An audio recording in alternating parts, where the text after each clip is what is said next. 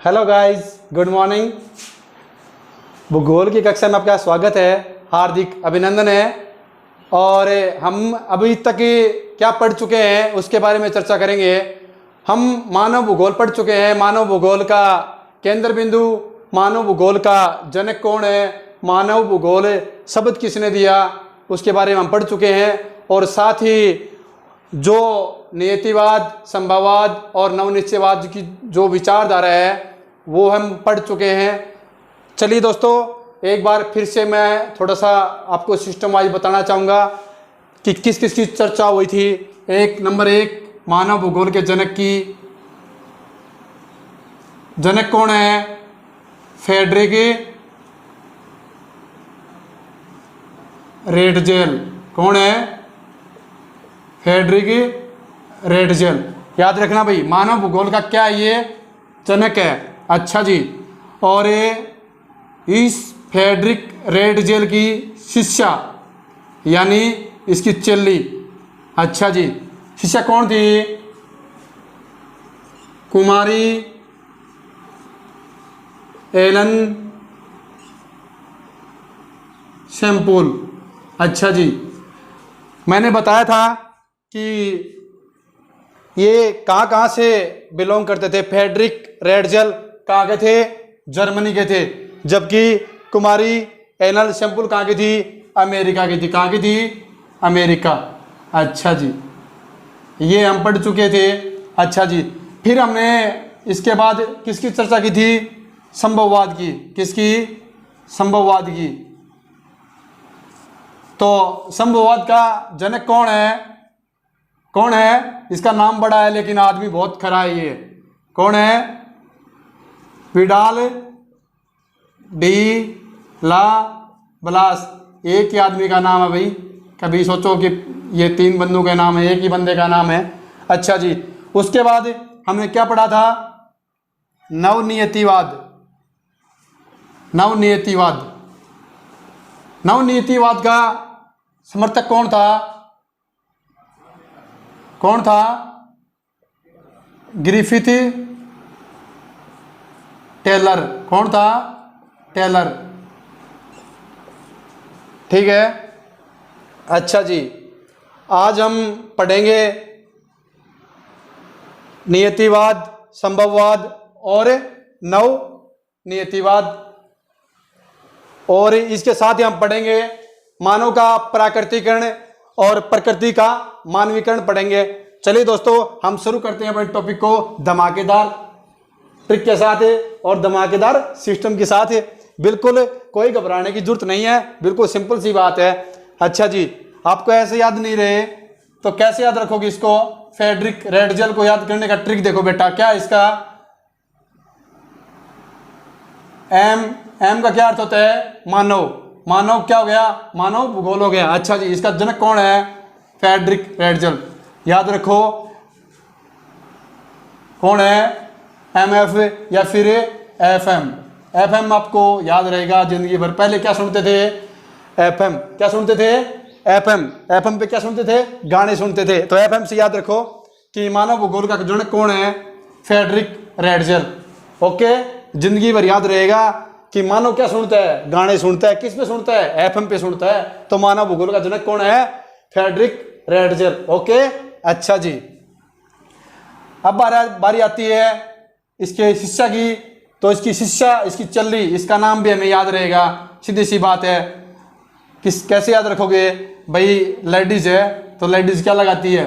Shampoo लगाती है बालों में। क्या लगाती है? बालों में शैम्पू लगाती है। तो याद रखो इसकी शिष्या थी। कौन थी? कुमारी एलन शैम्पूल। ठीक है, लेडीज बालों में क्या लगाती है? शैम्पू लगाती है। ओके, या आगे हम चर्चा करते हैं संभववाद की। तो संभववाद भी हम याद कर सकते हैं, कोई दिक्कत नहीं है भाई। एस से क्या हो गया? संभववाद। V से क्या हो गया? Vidal de Blache. ठीक है, SV।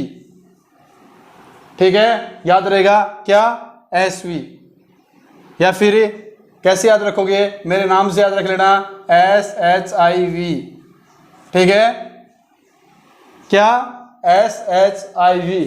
इसका मतलब संभववाद किसने पढ़ाया था? शिव सर ने पढ़ाया था। ठीक है, ओके जी। संभववाद का जनक कौन है? विडाल डी ला ब्लास। ओके या चलिए दोस्तों, हम आगे चर्चा करेंगे इनके विस्तार के बारे में। अब तक यहाँ तक याद हो गया कि मानव भूगोल का जनक कौन है? फ्रेडरिक रेडजेल है। कैसे याद रखोगे? एफएम से पुराने टाइम में क्या करते थे लोग? जो है एफएम से गाने सुनते थे। कौन सुनता था? मानव सुनते थे। ठीक है, अच्छा जी। अब हमें बात करते हैं नवनियतिवाद की।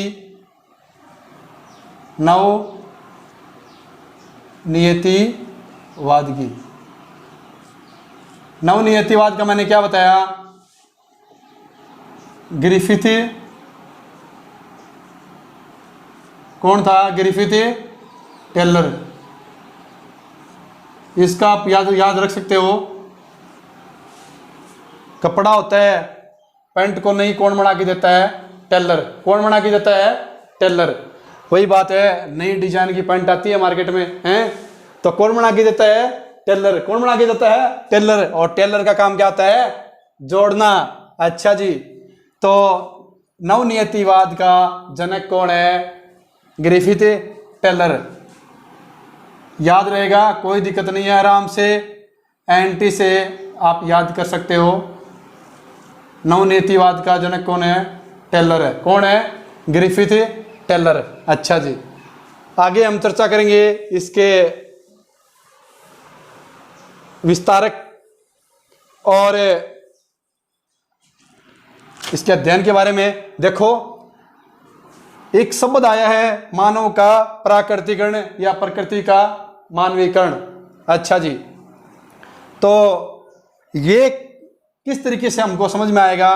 देखो, बोर्ड की परीक्षा में आ सकता है कि मानव का प्राकृतिकरण। क्या? मानव का प्राकृतिकरण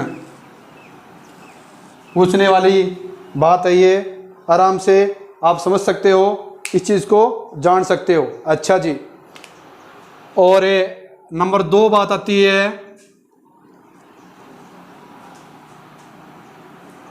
प्रकृति का क्या? का मानवीकरण। प्रकृति का मानवीकरण। अच्छा जी। जैसा कि इसके नाम से विदित है, इसके नाम से पता लग रहा है हमको कि ये है क्या चीज। देखो, मानव का प्राकृतिकरण कहने का मतलब मानव को प्रकृति में अपने आप को डाल लेना। कहने का मतलब मानव है वो प्रकृति का क्या है? दास है। और प्रकृति के अनुसार अपने आप को डाल लेना क्या कहलाता है? मानव का प्राकृतिकरण। अच्छा जी। और प्रकृति का मानवीकरण। अच्छा जी। ये क्या है? इसकी उल्टी है। क्या है? विपरीत है। अच्छा जी। कहने का मतलब मानव को, ठीक है, मानव द्वारा प्रकृति को अपने अनुसार डाल लेना। क्या करना? अपने अनुसार डाल लेना। भाई सीधी सी बात है, मैं प्रकृति में रहता हूं और मैं ही राज करूंगा, हैं? तेरा राज कैसे चलेगा भाई? लेकिन वही बात है, लेकिन ये तो तभी कर सकता है ना जब इसमें नई तकनीकी का विकास होगा। लेकिन ये मानव का प्राकृतिकरण, ये कब की बात है? ये आदिकाल का जो मानव है। अच्छा जी। आदिकाल का मानव, देखो एक बार, आदिकाल का मानव, इसकी बात है ये, मानव का प्राकृतिकरण। दोबारा सुनो, मानव का प्रकृति में अपने आप को डाल लेना क्या कहलाता है? मानव का प्राकृतिकरण। अच्छा जी। ये किसकी बात है? आदिकाल का मानव। आदिकाल का मानव कौन सा भाई? आदिम काल जो था, पहले मानव कहाँ रहता था? जंगलों में भटकता रहता था। कि और अपने जितने भरण पोषण है वो किससे करता था, वो जंगलों से करता था, वनों में भटकता रहता था और अपने समाज का पालन पोषण करता था। और उस टाइम इतना सांस्कृतिक विकास नहीं हुआ था जितना आज के टाइम में विकास हुआ। तकनीकी और जो औद्योगिक क्षेत्र हैं, प्रौद्योगिक जो क्षेत्र हैं, उनका विकास करके आज हम कहाँ से कहाँ तक पहुँच गए। आज हम चंद्रमा पे ज़मीन ले रहे हैं, मानते हो? जबकि ये किसकी बात है? आदिकाल के मानव की। ठीक है, अच्छा जी, आदिकाल के मानव की हम बात करेंगे तो कहाँ रहता था? जंगलों में। कहाँ रहता था? जंगलों में। कहाँ रहता था? जंगलों में। अच्छा जी, ठीक है। अच्छा, अब बारी आती है इसकी परिभाषा की। तो आप कैसे दोगे कि मानव द्वारा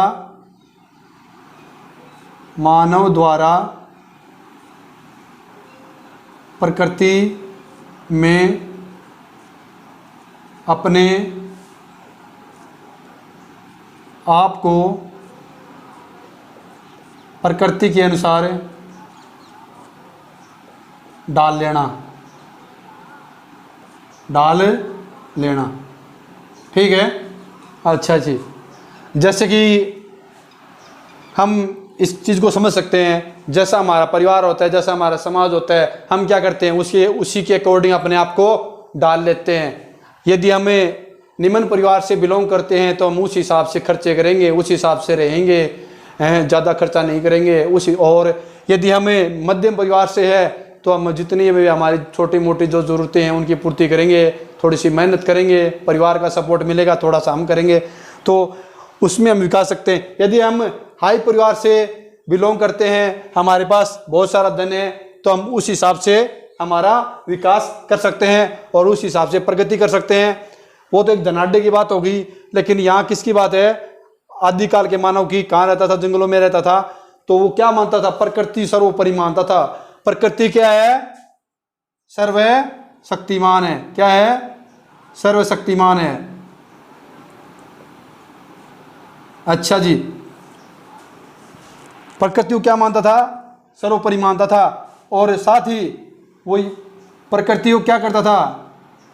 प्रकृति में वो खुद ही नियंत्रित था। कहने का मतलब प्रकृति जैसे चाहे मानव से वैसे करवा सकती है। ये किसकी कौन से मानव की बात है? आदिकाल के मानव की। तो उस टाइम मानव को इतना टेक्नोलॉजी का नॉलेज नहीं था, उसको सिर्फ अपने आखेट करना और अपने पेट का जो है भूख को मिटाना, यही था उसका। और साथ ही यदि आसमान में बिजली कड़कती थी तो वो सोचता था कि देवता नाराज है। अच्छा, और यदि अपने आसपास के इलाकों में यदि पक्षी की आवाज़ आती थी या फिर जो है जानवरों की आवाज़ आती थी तो वो समझ जाता था कि कोई ना कोई जीव परेशान है, क्योंकि उस टाइम टेक्नोलॉजी का नॉलेज नहीं था उसको। फिर दूसरी बात है, यदि वो पानी में पीता था तो वो पानी को पहले 2 बार नमस्कार करता था, फिर उसके बाद पानी पीता था। और प्रातःकाल जब सूर्य उदय होता था तो क्या करता था? वो सूर्य को नमस्कार करता था, क्योंकि सूर्य से उसको क्या मिलता था? प्रकाश मिलता था। और वो अपना जो है जो अपने जंगलों में यहाँ खेत करता था, शिकार करता था, क्योंकि रात को तो दिखाई नहीं देता था उसको, दिन में दिखाई देता था। तो वो सूर्य देवता को प्रणाम करता था। वही आज चलती आ रही है परंपरा। आज हम सूर्य देव को नमस्कार करते हैं। हम कह सकते हैं कहीं ना कहीं हम जो प्राचीन काल की जो परंपरा थी, जो हमारे पुरखों से चलती आ रही है कि सूर्य देवता को नमस्कार करें, तो वो कौन से की है? मानव भूगोल के प्राकृतिकरण की। ओके, अच्छा। दूसरी बात जो है, उस टाइम जो है मानव की उत्पत्ति का केंद्र क्या था? मानव की उत्पत्ति का केंद्र क्या था? प्रकृति। यह भी आपसे पूछ सकता है बोर्ड के एग्जाम में कि प्राचीन काल में मानव की उत्पत्ति का केंद्र क्या था? क्या था? मानव का प्राकृतिकरण। कहने का मतलब प्रकृति थी। क्या थी? प्रकृति सर्वोपरि थी। क्या थी? प्रकृति। मानव के प्राकृतिकरण की बात आई तो हमने पढ़ा और इस चीज को समझा कि मानव का प्राकृतिकरण सच में है क्या चीज, कि मानव को प्रकृति के अनुसार अपने आप को ढाल लेना क्या कहलाया, मानव का प्राकृतिकरण। आगे हम चर्चा करते हैं ये विचारधारा क्या कहलाई, क्योंकि हमें किसका अध्ययन करना आज, नियतिवाद या पर्यावरण निश्चयवाद का अध्ययन करना है। तो ये विचारधारा क्या कहलाई, विचारधारा, विचारधारा क्या कहलाई,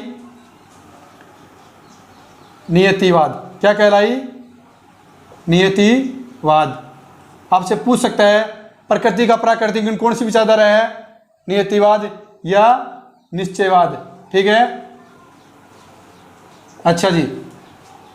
इसके अगर समर्थकों की बात आई, भाई नियतिवाद या निश्चयवाद विचारधारा के समर्थकों के नाम बताइए, तो नंबर 1 कौन है, फ्रेडरिक रेडजेल। कौन है, Frederick Ratzel, number 1।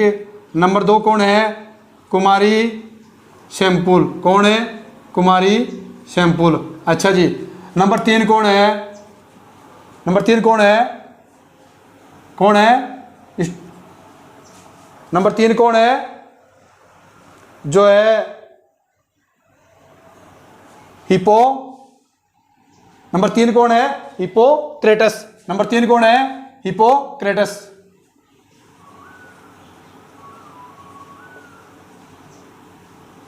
Hippocrates. Number 4 कौन है, कांट। अच्छा जी। ये सारे के सारे किसके समर्थक हैं, नियतिवाद के या निश्चयवाद की, इसके क्या है, ये समर्थक हैं। और इसके साथ ही आपके जो एक और मैन है, कौन है, नंबर 5 अरस्तु।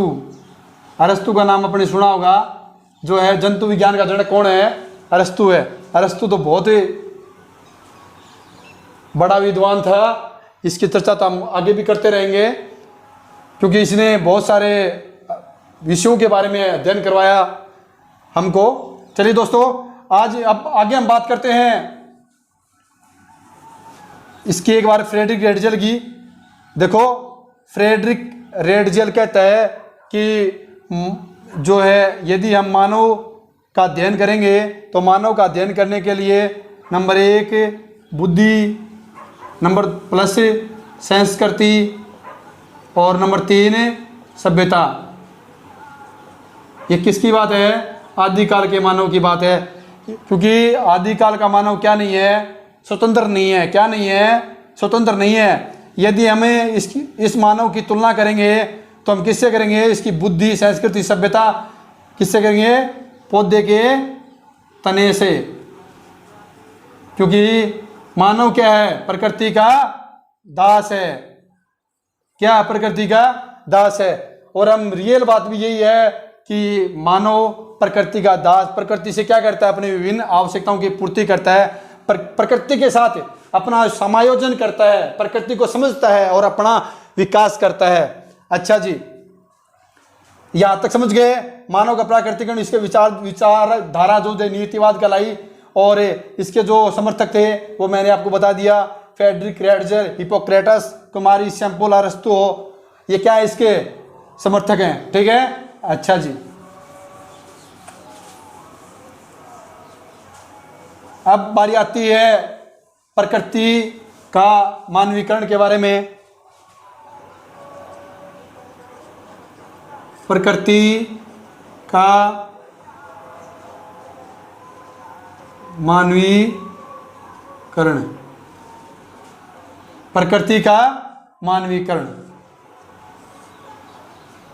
इसमें क्या है, जो है परिभाषा देखो इसकी, मानव द्वारा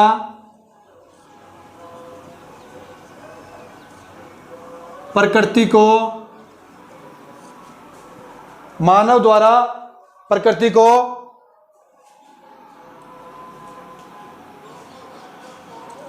अपने,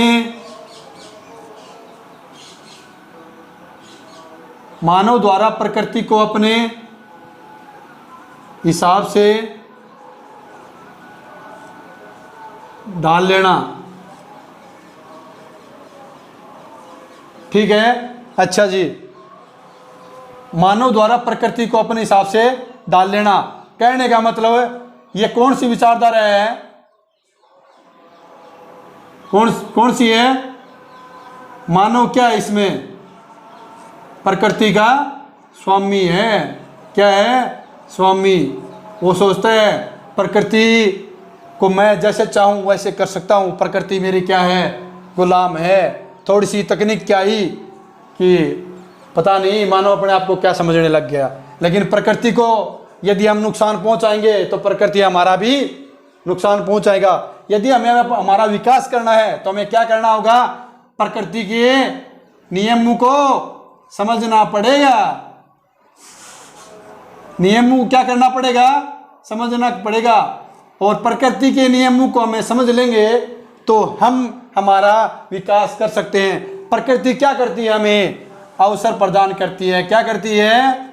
अवसर प्रदान करती है। यदि खनन करते हैं तो कोई दिक्कत नहीं है, लेकिन हम खनन पृथ्वी से जो हम खनन करते हैं उसकी अगर हमने एक लिमिट होती है, सीमा होती है, सीमा से ज़्यादा हमने उसका खनन कर दिया तो वो क्या होगी कि विध्वंसकारी घटना होगी। ये कौन सा मानव है? प्रकृति का मानवीकरण में वर्तमान के मानव की बात है। आप देखते हो कि फ्रांस में भूकंप आ गया, जर्मनी में भूकंप आ गया और भारत में भी भूकंप आते हैं। प्रकृति में विध्वंसकारी घटनाएं होती हैं। क्यों होती हैं? हमने क्या कर दिया? इंडिया की पॉपुलेशन इतनी बढ़ गई, बेरोजगारी इतनी बढ़ गई कि हम इतने वो हो गए हैं, अब मानव की आवश्यकताएं जो है वो बढ़ गई हैं। हमें और हमारे समाज का, हमारे राष्ट्र का विकास करने के लिए प्रकृति के नियमों की क्या कर रहे हैं? उल्लंघन कर रहे हैं। उल्लंघन करने के बाद हम परिणाम भुगत रहे हैं। आज के टाइम में ओजोन परत में छेद हो गया है। उसका कारण क्या है? प्रकृति को क्या किया हमने? प्रकृति को नुकसान पहुंचाया है। तो अच्छा जी, और यही विचारधारा क्या कहलाई? प्रकृति, यही विचारधारा क्या कहलाई? संभववाद। क्या कहलाई?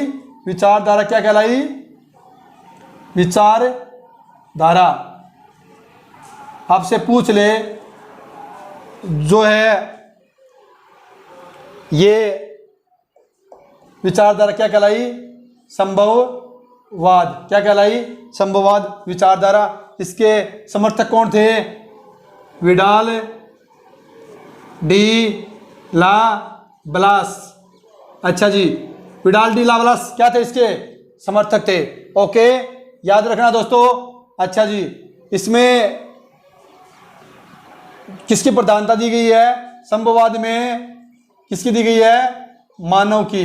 किसकी? मानव की। मानव क्या है? प्रकृति का स्वामी है। जबकि नियतिवाद क्या कहती है? मानव क्या है? प्रकृति का दास है। नियतिवाद क्या कहती है? मानव क्या है? मानव क्या है बेटा? प्रकृति का दास है, यानी कि प्रकृति का गुलाम है। हाँ जी। अच्छा जी, इन दोनों विचारधाराओं से इतना तो पता लग रहा है कि मानव ना तो स्वामी हो सकता है और ना ही प्रकृति का दास हो सकता है। एक नई विचारधारा आई। कौन सी? नवनियतिवाद। कौन सी विचारधारा आई? नवनियतिवाद। चलिए दोस्तों, आगे हम शुरू करते हैं क्रमबद्ध तरीके से। यहां तक कितना समझ में आया, कितना समझ में नहीं आया बताइएगा जरूर। और कमेंट बॉक्स में ये भी बताइएगा पिछली वाली क्लास से ये क्लास कितनी सुपर डुपर रही, ये भी बताइएगा। और कितना समझ में आया, कितना समझ में नहीं आया वो भी बताइएगा जरूर। हाँ जी, अब हम बात करेंगे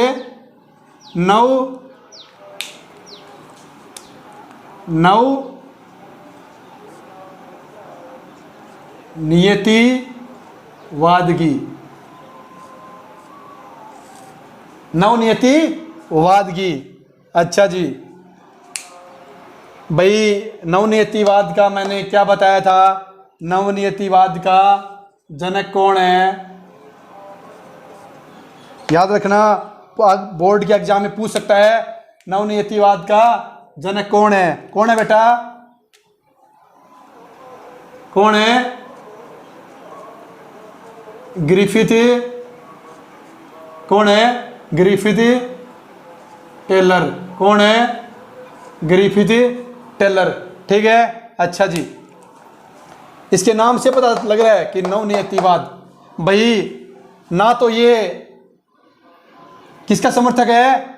नियतिवाद का है, और ना ही संभववाद का है। ये बीच का काम करता है, क्योंकि टेलर का क्या काम क्या होता है? जोड़ना। ठीक है, अच्छा जी। आपसे कोई पूछ ले कि जो है ग्रिफिथ टेलर है कहाँ से बिलोंग करते थे? कहाँ से करते थे बेटा? कहाँ से करते थे? अमेरिका से। कहाँ से करते थे? अमेरिका से। ठीक है, याद रखना। अच्छा जी, इसके हमें परिभाषा की बात करें तो ये कहता है कि मानव ना तो प्रकृति का दास है, ना ही प्रकृति का स्वामी है। ये मैंने बताया नवनियतिवाद का जनक कौन है? Griffith Taylor. कहाँ का था ये? अमेरिका का था। अच्छा जी, इस विचारधारा को और क्या कहते हैं? रुको और जाओ। रुको और जाओ। ठीक है, आपसे पूछ सकता है रुको और जाओ विचारधारा किसकी है? ग्रिफिथ टेलर की। और ये विचारधारा कौन सी है? नवनियतिवाद है। ठीक है, अच्छा जी। इसमें क्या कहते हैं कि रुको और जाओ। अच्छा जी, इसको कैसे समझेंगे भाई? मानव रुक पहले, मानव रुक पहले क्या करे? प्रकृति के नियम को समझे, प्रकृति के नियम। अच्छा जी, पहले प्रकृति के नियम को समझ, नियम को समझने के बाद क्या कर ले? तैयारी कर ले बेटा। क्या कर ले? तैयारी कर ले। ठीक है, और तैयारी करने के बाद क्या कर ले? अपना विकास कर ले। ठीक है, तैयारी करने के बाद क्या करे? अपना विकास कर सकता है। कहने का मतलब तकनीकी के माध्यम से, क्योंकि वर्तमान समय में कौन क्या है? तकनीकी, प्रौद्योगिकी, और हम जो है अपना पूरा विकास कर रहे हैं और धीरे धीरे नई नई तकनीकी का आविष्कार कर रहे हैं। पहले क्या था? पहले ये अपने अगर हमें संदेश भेजना हो तो चिट्ठी लिख के भेजते थे, हैं फलाना दिगड़ा वो वहाँ से वहाँ घर पे, ठीक है ये है वो है, चलते रहता था। उसके बाद हमने क्या किया? वो आया हैं STD वाला, हेलो हेलो, फिर उसके बाद ये मोबाइल आ गए, फिर 4G 3G 5G, पता नहीं कहाँ से कहाँ तक पहुँच रहे हैं तो बहुत प्रोग्रेस हो रही है। अच्छा जी, देखो नवनियतिवाद में क्या है? क्या कहता है ग्रिफिथ टेलर? ये कहता है कि बेटा पहले प्रकृति के नियमों को समझ। प्रकृति हमें क्या देगी? अवसर देगी। क्या देगी? अवसर देगी। पहले प्रकृति के नियमों को समझ। अच्छा, नियमों को समझने के बाद जैसे ही प्रकृति हमें अवसर प्रदान करे तो पहले से ही अपनी तैयारी रख। अवसर देते ही क्या करे? अपनी तैयारी करके और अपने जो विकास है भाई, कहने का मतलब प्रकृति को समझ कि प्रकृति है क्या, प्रकृति से हमें क्या क्या प्राप्त होता है। और प्रकृति, मैं तो यही कहूँगा, प्रकृति से सब कुछ प्राप्त होता है। ये बोर्ड है, ये प्रकृति की देन है, ये मार्कर है, ये भी प्रकृति की देन है। सब कुछ क्या है? प्रकृति पे डिपेंड है ना। और मानव क्या करता है? प्रकृति का लाभ उठाता है, प्रकृति के नियमों को समझ के। अच्छा जी, फिर जाओ यानी अपना विकास करो तकनीकी के माध्यम से, अपना और अपने समाज का और अपने राष्ट्र का विकास करो। ये कौन कहता है? Griffith Taylor. कहने का मतलब इसने क्या निकाल दिया? मानव भूगोल और में और नवनियतिवाद विचारधारा में मानव का निचोड़ निकाल दिया कि मानव क्या करता है, उसका निचोड़ इसने निकाल दिया। आज की क्लास में कितना आपको समझ में आया और कितना नहीं आया बताइएगा जरूर, और जो भी समस्या है आप बताओगे, ठीक है। और टेलीग्राम चैनल का लिंक पिछली वीडियो में हमने पोस्ट कर रखा है, आपको जो है नीचे जो ये डिस्क्रिप्शन है उसमें लगा रखा है, तो वो आपको मिल जाएगा। जो भी समस्या होती है टेलीग्राम चैनल पे बताइएगा, और हमारे चैनल को लाइक कीजिएगा, सपोर्ट कीजिएगा, और आपको सिस्टम वाइज सिस्टम कैसे पढ़ा रहे हैं ये भी बताइएगा, और कितना समझ में आ रहा है कितना समझ में नहीं आ रहा है, और बाकी जो यूट्यूब चैनल्स है उनसे बेटर पढ़ा रहे हैं या नहीं पढ़ा रहे ये भी बताइएगा, और कितना समझ में आया कितना नहीं आया ये जरूर बताइएगा हमें आज, ठीक है। जय हिंद, जय भारत। और अब अभी मैं आपका दीपक सर से लाइव टेलीकास्ट से आपसे बात करवा रहा हूं। चलिए आपको कुछ बताएंगे और सुनिएगा। आइए दीपक जी। सबसे पहले नमस्कार। नमस्कार। हेलो दोस्तों, कैसे हैं आप। जैसा कि मैंने अपनी जो पीछे की क्लास थी उसमें मैंने आपको बताया था कि अपना जो टेलीग्राम चैनल है वो मैं आपको डिस्क्रिप्शन में प्रोवाइड करवा दूंगा। अगर किसी दोस्त को टेलीग्राम चैनल का लिंक नहीं मिला हो तो मैं आपको टेलीग्राम चैनल की जो लिंक है वो बता रहा हूँ, और आप अपना टेलीग्राम चैनल पर ऊपर जाके सर्च करेंगे तो आपको हमारा चैनल मिल जाएगा। तो मैं आपको एक बार अपना जो टेलीग्राम चैनल है उसका लिंक अपना बोर्ड पे राइट कर रहा हूँ, एक बार तो ध्यान से देखिएगा। अपना जो टेलीग्राम चैनल का लिंक है वो है गरीब रथ GARIBRATH स्पेस EDUCATION एजुकेशन। क्या है? गरीब रथ एजुकेशन नाम से अगर आप सर्च करोगे टेलीग्राम पे तो आपको हमारा जो डेस्कटॉप फोटोग्राफ जो हमारे यूट्यूब चैनल पे है सेम वही डेस्कटॉप फोटोग्राफ आपको टेलीग्राम चैनल पे मिल जाएगा, और आप वहाँ पर अपना चैनल है वो ज्वाइन कर सकते हैं। और ज्वाइन करने के बाद अपने पास जितने भी डाउट्स आते हैं, जैसे जियोग्राफी में कोई डाउट आता है, कोई क्वेश्चन में या मैथ्स में भी आता है, तो आप हमें वहाँ बता सकते हैं और हम आपको सॉल्यूशन प्रोवाइड करने की जल्द से जल्द कोशिश करेंगे। धन्यवाद। जय हिंद, जय भारत।